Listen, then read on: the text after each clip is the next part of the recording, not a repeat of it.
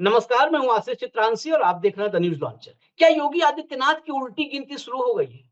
उत्तर प्रदेश के सियासी हलकों से जो खबर मिल रही है और जो हमारे साथी लखनऊ में मौजूद हैं आलोक पाठक, उनके पास अलग अलग सोर्सेस से जो खबर आई है, अगर उन खबरों में दम है, सच्चाई है, तो यकीन मानिए योगी आदित्यनाथ की उल्टी गिनती शुरू हो चुकी है। अमित शाह के चक्रव्यूह में जाल में फंस चुके हैं। योगी आदित्यनाथ भले ही अब तक अड़े रहे कि इस्तीफा नहीं देंगे, किसी भी कीमत पर इस्तीफा नहीं देंगे, लेकिन योगी आदित्यनाथ इस्तीफा नहीं देंगे तो तख्ता पलट हो जाएगा, ऐसे संकेत मिलने लगे। दिल्ली में यूपी भवन में कोई कमरा खाली नहीं है, ऐसी भी खबरें आ रही हैं। करीब 100 विधायक, 50 से 100 के बीच की संख्या बताई जा रही है। करीब करीब 100 विधायकों ने दिल्ली में डेरा डाल दिया है। यही सबसे बड़ी खबर है। आखिर इस वक्त जब संसद का बजट सत्र चल रहा है, उत्तर प्रदेश के 100 से ज्यादा विधायक या करीब 100 विधायक दिल्ली में क्यों डेरा डाले हुए? केशव मौर्य लगातार योगी आदित्यनाथ के कार्यक्रमों से दूरी बनाए हुए हैं। योगी आदित्यनाथ के यानी मुख्यमंत्री के किसी भी कार्यक्रम में नहीं जा रहा है। योगी आदित्यनाथ लगातार मंडलीय दौरे कर रहे हैं और इस कार्यक्रम के बाद एक कार्यक्रम में मैं और खुलासा करूंगा कि योगी आदित्यनाथ कुर्सी बचाने के लिए किसका किसका सहारा ले रहे हैं। लेकिन अभी फिलहाल जो 100 विधायकों का खेल है, 100 विधायक, क्या तख्ता पलट की तैयारी है? क्या जिस मिशन की शुरुआत बहुत लंबे वक्त से जो है हो चुकी है, अमित शाह जिस मिशन पर लगे हुए थे, बाकी ये दो गुजरात लॉबी के मोहरे के रूप में चाहे जिसका भी हम नाम लें इस्तेमाल हो रहे थे, क्या अब उसके रिजल्ट का टाइम आ चुका है? आलोक पाठक को कंट्रोल रूम जोड़िए लखनऊ से।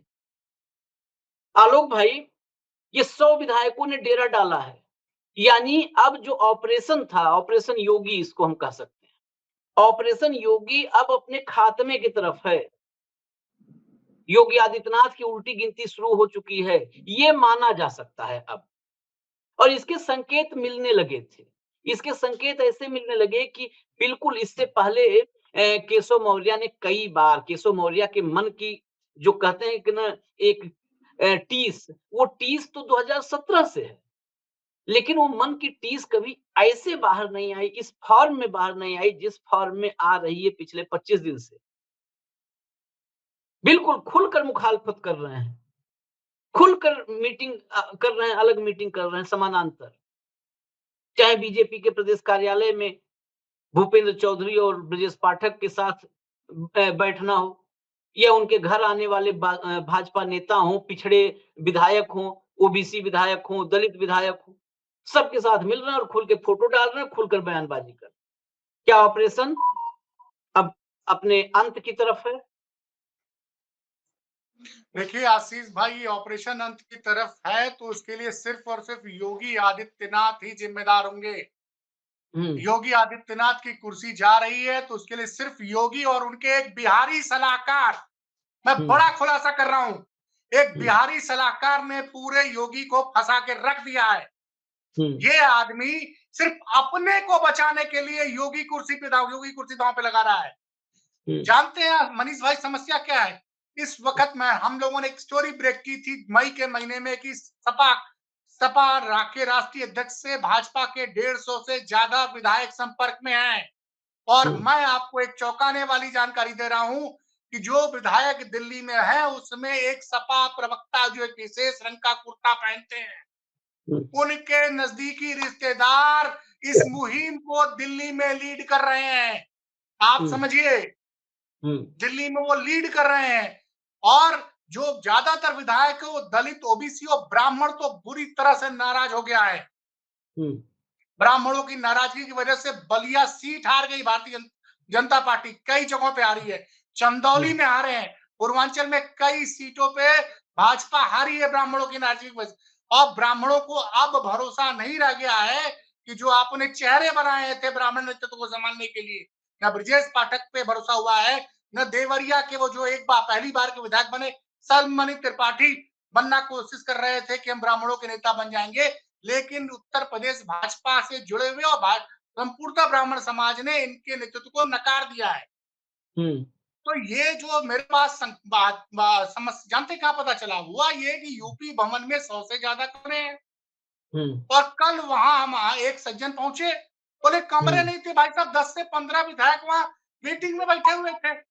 तब मैंने और सूत्र खंगाले तो पता चला भैया ये आंकड़ा जो है वो 50 से 100 के आसपास है, 100 से ज्यादा भी है। और ये सारे विधायक कर क्या रहे हैं दिल्ली में? अभी तो संसद का सत्र चल रहा है, तो विधायक क्या कर रहे हैं?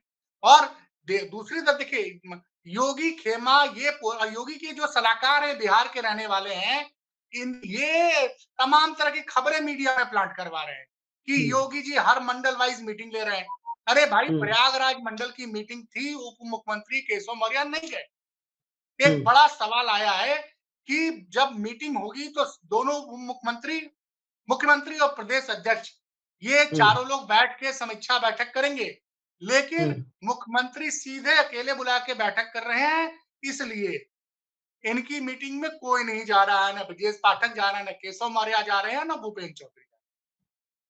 अब ये साफ साफ बट गया है। अच्छा, दूसरी बात समझिए आशीष भाई कि अब जो है विधानसभा का चुनाव मात्र मुश्किल से 27 महीने ही बाकी है। कहने को तो कह सकते हैं कि भाई अभी तो 30-32 महीने, लेकिन 6 महीने तो के पहले चुनाव का माहौल बन जाता है। और अब जिस तरह से पीडीए के फार्मूलों को अखिलेश यादव ने जमीन पर उतार दिया है, तो दलित और ओबीसी विधायकों में बड़ी ज्यादा बेचैनी है। और उस बेचैनी का कारण समझिए, भाजपा के 255 विधायक जो भाजपा गिनती है कि उसके अपने हैं, उसमें 130 से ज्यादा वो हैं जो सपा बसपा छोड़ के उनके पास आए हैं। तो वो अगर कोई गतिविधि नहीं करेंगे तो किस तरह से, अगर मान लीजिए वो दल बदल करके जाते हैं सपा बसपा में, तो टिकट कैसे मिलेगा? उनका अपने अस्तित्व की लड़ाई है। और उनको समझ में आ गया है, उनको समझ में आ गया कि अगर हम अपने समाज की राजनीति नहीं करेंगे तो हमारी बात कोई नहीं सुनेगा। लगातार एक तरफ तो मीटिंग कर रहे हैं योगी जी कि मेरठ मंडल की मीटिंग, अब मेरठ मंडल और गाजियाबाद मंडल की मीटिंग के बाद नंद किशोर गुर्जर ने कल क्या कहा? नंद किशोर गुर्जर कह रहे हैं, सुने सब लोग ध्यान से, भास्कर पे जाके उनका वक्तव्य पढ़े, सुने, ये आलोक पाठक नहीं कर रहे हैं। नंद किशोर गुर्जर ने कहा कि मैं विधायक हूं, विधायक ने अगर कह दिया कि फलाना अधिकारी करप्ट है तो ये मानना चाहिए। और हमारा प्रोटोकॉल में हमको चीफ सेक्रेटरी से ज्यादा पावर हमारे पास है। आप समझिए, नंद किशोर गुर्जर बोल रहे हैं कि हमको प्रोटोकॉल में चीफ सेक्रेटरी से ज्यादा पावर है। मैं और साफ कर दूं, इस बात को और साफ कर दूं, आजमगढ़ मंडल की बैठक जब ले रहे थे योगी आदित्यनाथ, तो वहां पर राम सूरत राजभर नाम के एमएलसी हैं। उन्होंने बैठक शुरू होते ही योगी आदित्यनाथ को के सामने ही एक लाइन से मतलब अपने ही सरकार की बखिया उधेड़ दी। कहे ये आईएएस आईपीएस दुनिया का अधिकारी है, कोई फोन नहीं उठाते जो सरकारी फोन है। तो योगी जी जिसकी वजह से नौबत आई है, 7 साल से इसमें कोई दो राय नहीं है कि उत्तर प्रदेश में जनप्रतिनिधि नहीं राज कर रहे हैं। जनप्रतिनिधि तो घुटन में है, वो भले भाजपा को चाहे जिसके हो, अधिकारियों का राज है। तो योगी जी ने तत्काल पूछ लिया, जैसे पूछते हैं भाई सबूत हो तो रख दीजिए, सबूत हो मतलब अब कोर्ट लग गई, सबूत हो रख दीजिए। तो जब सबूत की बात आई तो रामसूरत राजभर ने कहा कि सबूत क्या रखें, ये अधिकारी तो अधिकारी, अब तो बाबू नहीं फोन उठा रहा है, कहाँ कहाँ किसका किसका सबूत रखेंगे। वही बात जो सबूत मांगी थी उसी पर नंद किशोर गुर्जर ने कहा, यानी इसका मतलब ये सीधा जवाब योगी आदित्यनाथ के लिए था नंद किशोर गुर्जर का कि मैं विधायक हूं, मैं बोल रहा हूं, यही सबूत है, इसके अलावा क्या सबूत लोगे भाई? ये योगी आदित्यनाथ को बोला, नंद किशोर गुर्जर ने बोला भास्कर से। लेकिन होता ना एक माध्यम, भास्कर के जरिए योगी से बोला कि मैं विधायक हूं, मैं बोल रहा हूं, क्या सबूत लोगे? और वैसे भी चीफ सेक्रेटरी से प्रोटोकॉल में विधायक ऊपर है। तो ये पूरा घटनाक्रम है। रही बात करीब जो 125 से ऊपर सपा बसपा से आए लोग हैं, अखिलेश यादव के एक कदम ने और बेचैनी बढ़ा दी है, उसकी भी मैं चर्चा कर दूं, फिर आते हैं योगी पर और फिर आपको बताएंगे कि योगी आज ही शायद भाग करके दिल्ली पहुंचने वाले हैं। लेकिन अखिलेश के एक कदम ने और बेचैनी बढ़ाई है, उस पर चर्चा जरूरी है। हमने चर्चा एक रिपोर्ट में की भी है न्यूज लॉन्चर पर। दरअसल अखिलेश यादव के एक मतलब खास नेता हैं पार्टी के में, उनका कद पद है, ठीक ठाक है। वो अभी संसद के सत्र में ही एक भाजपा के नेता को अपने साथ लेकर के दिल्ली पहुंच गए अखिलेश यादव के पास। और भाजपा के तमाम नेता जाना चाहते हैं अखिलेश यादव के पास, ये संकेत था। वो देखा अखिलेश यादव ने तो जो अपनी पार्टी के उनके अपने नेता थे, उनको बहुत ढंग से समझा दिया। कहा भाजपा के नेताओं के आस-पास नजर जो आएगा, उसके बाद पूरी पार्टी के लिए संदेश दिया कि जो भाजपा नेताओं के आस-पास नजर आएगा, वो फिर पार्टी से बाहर जाएगा। तो ये संकेत, अच्छा ये संकेत के पीछे वजह है। अगर ये वजह जो हम समझ पा रहे हैं यही वजह है, तो अखिलेश इस समय देश के सबसे मैच्योर नेताओं में शामिल हो चुके हैं। अभी उपचुनाव 13 सीट का हुआ था। आप उंगली पे गिनते जाइए, सारे दल बदलुओं को हरा दिया जनता ने। दल बदलुओं की जनता सबक सिखाना शुरू कर चुकी है। वो कितना बड़ा नेता हो, सपा का कितना भी बड़ा तोपची रहा हो, उसका अलग तोपखाना रहा हो, अपने ही तोपखाना से वो गोला दागता हो, वो भाजपा में चला गया है और भाजपा में 6-7 साल से मलाई काट रहा है। सपा में आएगा, जनता हरा देगी, ये करीब-करीब अब तय मानिए। अब तोपखाना, गोला खाना सब बंद कर रही है जनता। जब मोदी को बंद कर दी तो ये विधायक कहाँ के तोपची हैं। मोदी की दुकान बंद करने के करीब कगार पे पहुंचा दी। मोदी का शटर डाउन है, वो शटर के नीचे से माल बेच रहे हैं अब। पता है ना, आप लोग देखे होंगे शटर के नीचे से माल बेचते हुए। शटर डाउन कर दिया जनता ने, 240 का मतलब शटर डाउन। तो वही हालत है। अगर ये बात अखिलेश ने इसीलिए बोली है, तो फिर अखिलेश की मैच्योरिटी में आज की तारीख में कहता हूं कि देश के सबसे मैच्योर नेताओं में से हैं। और क्विक लर्नर, मैंने कहा भी था एक प्रोग्राम में अभी 2 दिन पहले कि क्विक लर्नर। बहुत गलतियां किया है अखिलेश यादव ने, ऐसा नहीं है। बहुत गलतियां किया है अखिलेश यादव ने और बहुत आलोचना झेलनी पड़ी है। और खासकर हमारे जैसे पत्रकार जो अभी तारीफ कर रहे हैं, अभी 1 घंटा बाद आलोचना कर देंगे, तो बहुत आलोचना झेलनी पड़ी है। लेकिन क्विक लर्नर, पीडीओ को जैसे जमीन पे उतारा और जैसे ये संदेश है कि ना, ये आना चाह रहे हो, दरवाजे के बाहर खड़े रहें, ये नहीं होगी एंट्री। और ये अगर एंट्री नहीं होगी तो ये समाजवादी कार्यकर्ताओं के लिए बूस्टर डोज होगा। सपा के कार्यकर्ताओं को लगेगा कि यार हम 7 साल से इस योगी आदित्यनाथ के शासन में लड़ रहे हैं, मुकदमे झेल रहे हैं, तो हमारे राष्ट्रीय अध्यक्ष हमारे ही साथ खड़े हैं। ये इनको इनाम नहीं कि 7 साल वहां मलाई काटे, जब वहां माहौल खराब होने लगा तो इधर आ जाओ, इधर आ जाओ, फिर यहाँ मलाई काटो। तो मलाई काटने वाला एक वर्ग जो है, उसको काटना जरूरी है राजनीति से। उन्हें बाहर करना जरूरी है, आउट करना जरूरी है राजनीति से। उस दिशा में कदम बढ़ाया है अखिलेश ने। बहुत बहुत जबरदस्त और शानदार तारीफ इसकी करनी चाहिए और इसकी तारीफ होनी चाहिए, अखिलेश नहीं। अगर भाजपा नरेंद्र मोदी ये कह दे कि मैं किसी अब दूसरे पार्टी के नेता की एंट्री नहीं करूंगा, तो मैं मोदी की तारीफ करूंगा। लेकिन मोदी जी ने तो भाजपा को ही कांग्रेस, मैं भाजपा को कांग्रेस बना दिया, कांग्रेस मोदी। पूरी पार्टी इंपोर्टेड है भैया, पूरी पार्टी इंपोर्टेड है। जो मूल भाजपाई थे वो तो बेचारे दरोगा भी उनकी नहीं सुन रहा है, इसीलिए तो परेशान है सब। मूल भाजपाई कहाँ है? चलिए, विषयांतर नहीं होते हैं, आते हैं फिर इसी मुद्दे पर, योगी आदित्यनाथ के मुद्दे पर। 100 विधायक, आलोक जी बता रहे हैं कि 100 विधायक के आसपास यहाँ पे जमा है। यूपी भवन में कमरा नहीं है। एक तथ्य और रख दें कि संसद का सत्र है। संसद के सत्र में जिलों से भी तमाम नेता भाजपा का आते रहते हैं, लेकिन अब तो सांसद भी इतना यूपी वालों ने कम कर दिया है कि ये भी नहीं कह सकते कि जी जो है ओवरलोडेड है, इतने लोग आ रहे हैं। अब तो सांसद भी सब इंडिया अलायंस के हैं। तो ये संकेत खतरनाक है। खबर ये भी आ रही है, अभी-अभी खबर आई है और कुछ मीडिया पोर्टल्स ने इस खबर को लगा भी दिया है कि आज ही शाम को योगी आदित्यनाथ दिल्ली पहुंचने वाले हैं, यानी दिल्ली भाग रहे हैं। इसको और कनेक्ट करने के लिए मैं बता दूं, आज ही सुबह हमारी एक रिपोर्ट लगी है, डायरेक्ट हिट। उसमें वो रिपोर्ट इसी खबर पे लगी थी कि अब योगी की इस्तीफा हो चाहे ना हो, तख्ता पलट हो जाएगा। क्योंकि तख्ता पलट के संकेत इसलिए लगे कि जो योगी आदित्यनाथ बैठ करके, मैं व्यक्तिगत रूप से बता रहा हूं, उन्होंने खुद ही कहीं से कहा था कि इस्तीफा नहीं देंगे, ये जितना भी कोशिश कर लें लोग। तो जो योगी आदित्यनाथ बिल्कुल भौहें ताने बैठे थे कि आमने सामने करेंगे, वो दिल्ली भाग क्यों रहे हैं? अमित शाह और योगी से मुलाकात करने के लिए क्यों आ रहे हैं? इसका मतलब उन्हें पता चल चुका है कि ऐसे नहीं तो वैसे, मतलब चाहे हम हटेंगे नहीं तो हटाया जाएगा। वो भय दिल्ली वालों में भी अब खत्म होता जा रहा है कि इनको हटाएँगे तो नुकसान होगा। अब जो रिपोर्ट थी, मैं इस तरफ इशारा करके उस सवाल पे जाऊँगा, जो रिपोर्ट थी हमारी, उस रिपोर्ट के मुताबिक 27 तारीख को योगी आदित्यनाथ दिल्ली आ सकते हैं। एक और मीडिया रिपोर्ट थी, उसने 28 या 29 तारीख को आने की बात कही थी। 2 मीडिया रिपोर्ट्स में सिर्फ ये खबर थी, मात्र 2 मीडिया रिपोर्ट्स में, नाम उनका कोट करना नहीं उचित है, लेकिन दोनों में, एक में था 27 और एक में था 28 या 29 तारीख, 29 को फोकस किया गया था कि 29 को आएँगे।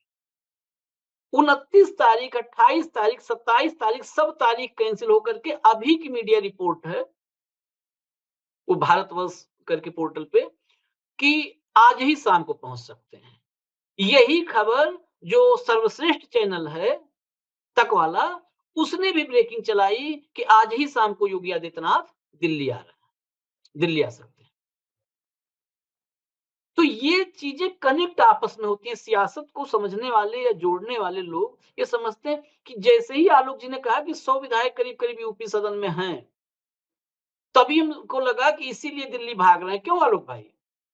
देखिए यही है आशीष भाई, अब समझिए, जब हम्म, आंकड़ा जो है 50 से 100 का दिल्ली में है, इसका हम्म, मतलब लखनऊ से भी कई लोग होंगे जो ताकत दे रहे होंगे, कई लोग हम्म, वेट एंड वॉच का है। और हम्म, मैं आपको पहले ही बता चुका हूँ कि 255 में 170 के करीब जो है वो दलित ओबीसी विधायक है। और एक बड़ी जानकारी मैं आपको और दे रहा हूँ, हम्म, आज सुबह ही कम से कम 4 से 5 मंत्रियों ने एक अपने जो मित्र हैं उसको फ़ोन करके बोला कि साहब अभी भी कोई बदलाव नहीं हुआ है। हम हम्म, लोग बिना ताकत के मंत्री हैं।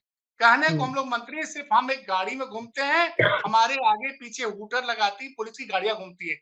उसके अलावा हम्म, कोई पावर नहीं। तो मंत्रियों का भी दर्द अब छलक रहा है आशीष भाई। हम्म, आप अभी तक तो सब लोग कोई नहीं बोल रहा था, लेकिन चूंकि मोदी और योगी दोनों का करिश्मा अब नीचे आ गया है, समझिए, हम्म, मोदी का करिश्मा भी खत्म, योगी का भी करिश्मा खत्म। हम्म, और मंत्री जी लोगों को चिंता है, और कई लोगों को तो ये मंत्री जी लोगों ने एक बात और भी कही है जो ये चर्चा भी है। देखिए, कि हो सकता है कि योगी के साथ पूरे मंत्रिमंडल को बर्खास्त किया जाए और पूरे नई टीम बनाई जाए। मतलब ना एक गुजरात मंत्री फार्मूला। रिपीट होगा, ना हम्म, पूरे लोग, मतलब 255 में भाई साहब 55-60 मंत्री बनने हैं तो 55-60 नए लोगों को मौका मिलेगा। तो क्या गुजरात इसीलिए फार्मूला? ये गुजरात हाँ, फार्मूला करना है क्या? गुजरात हाँ, फार्मूला पर इसीलिए काम होगा। इसीलिए मैं कह रहा हूँ सपा के विशेष कुर्ता पहनने वाले जो नेताजी हैं, हम्म, बड़े उछल-कूद करते रहते हैं, तमाम वीडियोज़ डालते रहते हैं, तमाम तरह की समाज सेवा करते रहते हैं। उनके खेत साड़ू ओत में भी भाई पे सोते नज़र, हैं, हैं? खेत ओत में भी सो जाते हैं, खेत में भी हाँ, सो जाते हैं। अरे बहुत। वो मतलब पोलो भी खेलते हैं, खेत में भी सो जाते हैं। उनके हाँ, साड़ू भाई पे नज़र रखने की ज़रूरी है, क्योंकि वो दलितों के नेता बताए जा रहे हैं।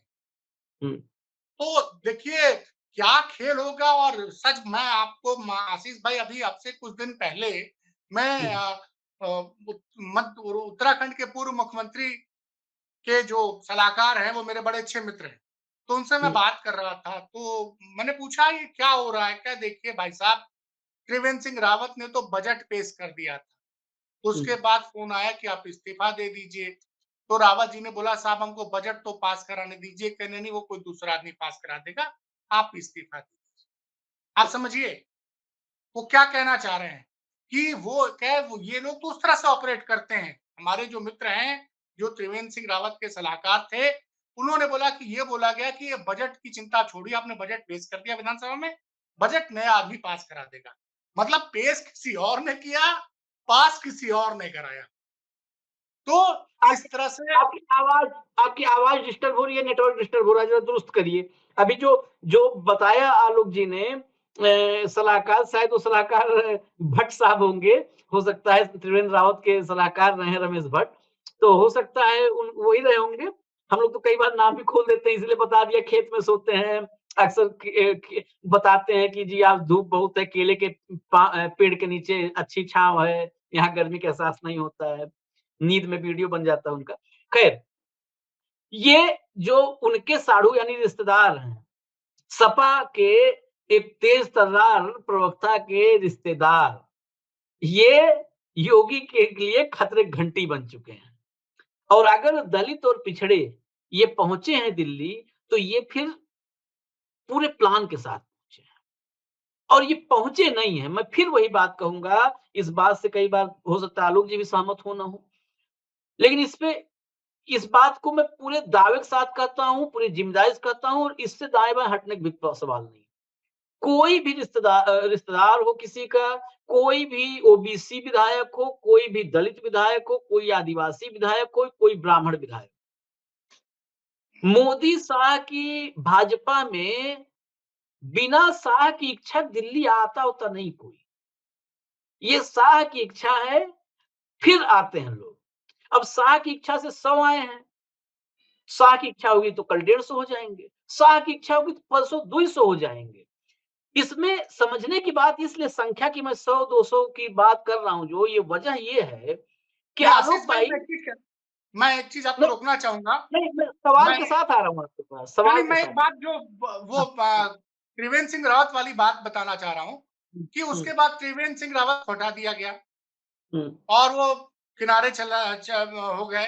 उसके बाद उनको विधानसभा में टिकट भी नहीं दिया गया 2022 के चुनाव में।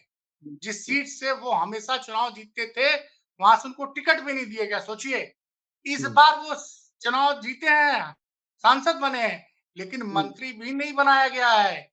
मैं ये बात इसलिए कहना चाह रहा हूँ कि कुछ लोगों को लगता है कि योगी तो प्रधानमंत्री ही बनेंगे, हम्म, कुर्सी से हटेंगे लखनऊ से तो प्रधानमंत्री बनेंगे दिल्ली में। और जो बिहार वाले सलाहकार महोदय हैं, उनको मैं समझा दूं, बता दूं कि कई पत्रकार जो छोटे-मोटे हैं, वो ये दावा करते हैं कि जब योगी जी प्रधानमंत्री बनेंगे तो वो दरअसल चीफ मीडिया सलाहकार बनेंगे। हम्म, तो किस तरह की मतलब तमाम बातें हैं। और लोग जो सलाहकार महोदय समझते हैं कि मैं पूरी उत्तर प्रदेश की राजनीति को कंट्रोल कर रहा हूँ, सब कुछ कंट्रोल कर रहा हूँ। उनकी कुर्सी पे कई लोगों ने नजर लगा रखी है कि योगी जी प्रधानमंत्री बनेंगे तो मैं प्रमुख मीडिया सलाहकार बनूंगा। और ऐसे-ऐसे पत्रकार है, क्या नाम बताऊं। बस वही है कि नाम के आगे एक शब्द जुड़ा हुआ है। तो आप समझिए आशीष भाई, मैं ये बताना ज्यादा जरूरी था कि भाजपा में अब बहुत ताकत, हर आदमी शिवराज सिंह चौहान नहीं होता है। वो शिवराज की अलग बात है, शिवराज का क्लास अलग है, वो अलग बात है। और शिवराज बनने के लिए शिवराज जैसे राज करना पड़ता है, शिवराज जैसे राज करने के बाद शिवराज बनता है कोई। शिवराज बनना आसान नहीं है। भाजपा के ही हैं, लोग कहते हैं कि आप लोग भाजपा की बुराई करते हैं, शिवराज की बुराई नहीं करते। शिवराज के राज करने का तरीका, हाँ, शिवराज के राज में सब कुछ अच्छा था ये भी नहीं बोलेंगे। शिवराज के राज में व्यापम हुआ है। शिवराज के राज में दलितों और पिछड़ों पर अत्याचार के सैकड़ों मामले आए हैं। लेकिन व्यक्तिगत रूप से एक होता है, एक मूल्यांकन होता है व्यक्तिगत। व्यक्तिगत रूप से शिवराज का जो है, जो ऑरा है, जो स्वभाव है, वो बाकी नेताओं से और खासकर गुजरातियों से तो बिल्कुल ही जुदा है, योगी आदित्यनाथ से बिल्कुल जुदा है। खैर, जो मैं सवाल करने वाला था, मेरा सवाल ये है कि ये मैं 100, 150, 200, 250, 300, 400 आंकड़े बोलने में देखिए ज्यादा हम हिचकिचाते नहीं है, क्योंकि 400 पार तक इस आंकड़ा बोल चुके हैं प्रधानमंत्री। तो हम लोग तो उन्हीं के देश के, उन्हीं के फॉलोअर हैं। हमारे प्रधानमंत्री हैं, थोड़ा बहुत तो हम उनसे भी सीखते हैं। तो मतलब जितने भी विधायक हैं दिल्ली आ सकते हैं। ये इसलिए मुझे थोड़ा-सा लग रहा है डाउट, क्योंकि योगी के पक्ष में अब तक उत्तर प्रदेश में कोई नाम हो तो बताइए, मैं आपसे जानना चाहता हूँ, आप दिन भर उत्तर प्रदेश की राजनीति देख रहे हैं। कोई विधायक ऐसा है जिसने योगी के पक्ष में बैटिंग की हो खुलकर? अब तक मुझे एक भी नहीं नाम आया, एक भी नहीं। आशीष भाई, ये बताइए कि देखिए, विधायक त्रिवेंद्र सिंह रावत के जमाने में मैं बहुत उत्तराखंड जाता था। हुँ, और आप भी, तब तो आप तो यूपी उत्तराखंड के चैनल के प्रभारी हुआ करते थे, आप सैटेलाइट चैनल हुँ, चलाया करते थे। हुँ, और आपको भी पता है क्या प्रचंड बहुमत की सरकार बनी थी 2017 में। और हुँ, 2021 में जब तक वो हटाए नहीं गए थे, लगता था कि त्रिवेंद्र सिंह रावत के लिए और एक आदमी नहीं खड़ा हुआ उनके साथ। बल्कि जिस जिस तीरथ सिंह रावत को बनाया, जो उसको जो जो उनको अपना गुरु मानता था, उसने अपना हाथ झटकार दिया। फोटो सेशन में हुँ, आपको याद होगा कि अरे हुँ, कंधे से हाथ हटाइए। हुँ, तो ये राजनीति का सबसे बुरा चेहरा है। सबसे बुरा चेहरा है आशीष भाई। और इस चीज का दर्द दंश अखिलेश जी ने 2017 में झेला था। कैसे अखिलेश आज मैं क्यों तो कौन सा आदमी योगी जी के साथ खड़ा होगा? योगी जी किसी के साथ खड़े हुए हो तब ना योगी जी के साथ कोई खड़ा होगा। सिर्फ मैं ही सही हूँ, बाकी सब कोई भी आदमी मेरे कोई काम लेके आ रहा है, इसका मतलब उस आदमी के मन में कोई ना कोई अपना व्यक्तिगत स्वार्थ छिपा हुआ है। जब हर आदमी को आप यही सोचेंगे कि सिर्फ मैं मेरे अलावा इस पार्टी में कोई भी ईमानदारी से काम नहीं कर रहा है, तो कौन आपके साथ खड़ा होगा? हाँ, फिलहाल आपकी सरकार है, सब आदमी जय-जय करेंगे।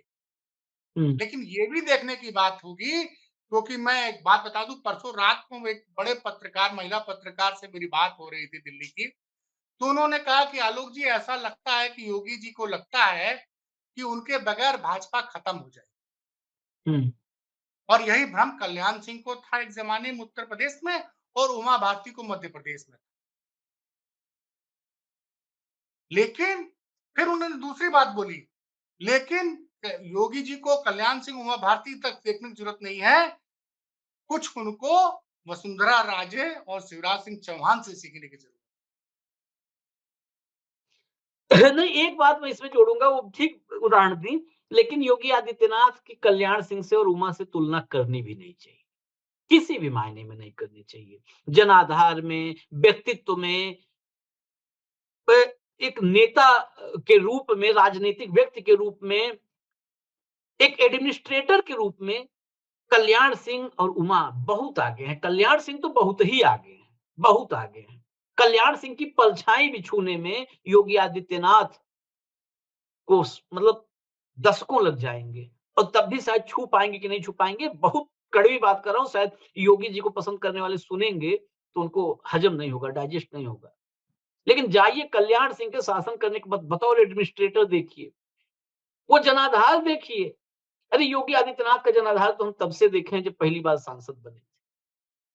गोरखपुर छोड़ करके एक सीट जिताने की कभी नहीं वो रही स्थिति। एक सीट गोरखपुर छोड़ करके कोई सीट जिताने की स्थिति नहीं रही।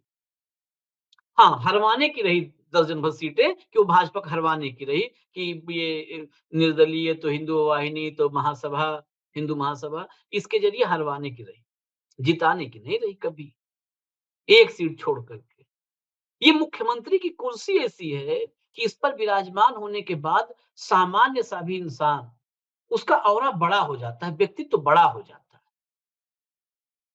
नरेंद्र मोदी की कहानियां, बहुत सारे लोग, जो लोग भाजपा के दफ्तर में, बीजेपी के पुराने वाले दफ्तर में, अब तो कॉर्पोरेट टाइप का दुनिया का सबसे बड़ा दफ्तर बन चुका है, जो पुराना दफ्तर था, उस दफ्तर में 97-98 के दौर में, 96-97-98 के दौर में जितने पत्रकार जाते थे, एक नहीं, मैं एक दर्जन पत्रकारों नाम के साथ बता सकता हूँ। हम लोग के साथ बैठते हैं, बातचीत होती है जब, तो कहते हैं कि हम जाते थे बीजेपी दफ्तर में तो किनारे कुर्सी पे बैठे रहते थे, चाय पीने के लिए, चाय पी लीजिए, चाय पी लीजिए। वो कई बार लगता है कि हो सकता है बीजेपी, जब कहते हैं कि मैं चाय पिलाता था, तो कई बार मुझे लगता है कि वो बीजेपी दफ्तर वाली बात बताते थे कि हम चाय पिलाते थे पहले। वो बड़नगर स्टेशन वाली नहीं, क्योंकि वहां गवाही नहीं है, लेकिन बीजेपी दफ्तर में चाय पिलाने वाली बात मैंने कई पत्रकारों से सुनी है, कि बैठे रहते थे किनारे में कुर्सी पे, कोई आता भी नहीं था, कोई चार आदमी बैठते भी नहीं थे इनके पास। इस मामले में संजय जोशी से आप तुलना करेंगे, आज भी बंगाली मार्केट के पास एक पेड़ के नीचे संजय जोशी बैठते हैं, रोज 400 आदमी कम से कम मिलने आता है, रोज 400 आदमी। न भाजपा दफ्तर में वो आदमी बैठता है, न कहीं बैठता है। पहले एक जगह बैठते थे तो वहां पर बड़ा सारा सर्विलांस हुआ, तो जगह पता, बंगाली मार्केट में बैठते हैं एक पेड़ के नीचे, और 400, कम से कम 400 आदमी रोज आता है मिलने। मोदी जी से कोई नहीं मिलने आता था, मतलब कोई नहीं, मतलब कि ऐसा नहीं कि बिल्कुल नहीं, जो एक सामान्य लोग बताते हैं कि नहीं, बैठे रहते थे ऐसे खाली, कहते थे चाय पी लीजिए। मुख्यमंत्री बने तो एकदम फिर औरा बदल गया। उसकी व्याख्या तो बहुत बढ़िया किया मोहन भागवत ने, संघ प्रमुख ने इस मामले की बहुत अच्छी व्याख्या की।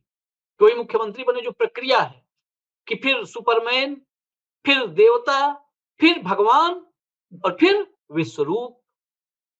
तो ये पूरी प्रक्रिया मोदी जी वाले बताई कि पहले दफ्तर में अकेले कुर्सी पे बैठे रहते थे, मुख्यमंत्री बने, तो फिर सुपरमैन हुए, फिर सुपरमैन से देवता हुए, फिर भगवान हुए, फिर विश्वरूप। खैर, कहानी बड़ी लंबी है, हरि अनंत हरि कथा अनंता, कहे बिन सुनैर बहुविध सब संता। तो खैर, ये दोहा अलग था, चौपाई अलग, दोहा चौपाई से हटिए। अब देश संता बनता, जैसे ही जो संता बनता कि हम लोग सुनते रहते हैं चुटकुले, उस टाइप से चल रहा है। तो खैर, योगी जी दिल्ली आएंगे, 100 विधायक दिल्ली में हैं, देखते हैं क्या होता है। खबर तो यही है आलोक जी के जरिए भी कि अब उल्टी गिनती शुरू हो चुकी है।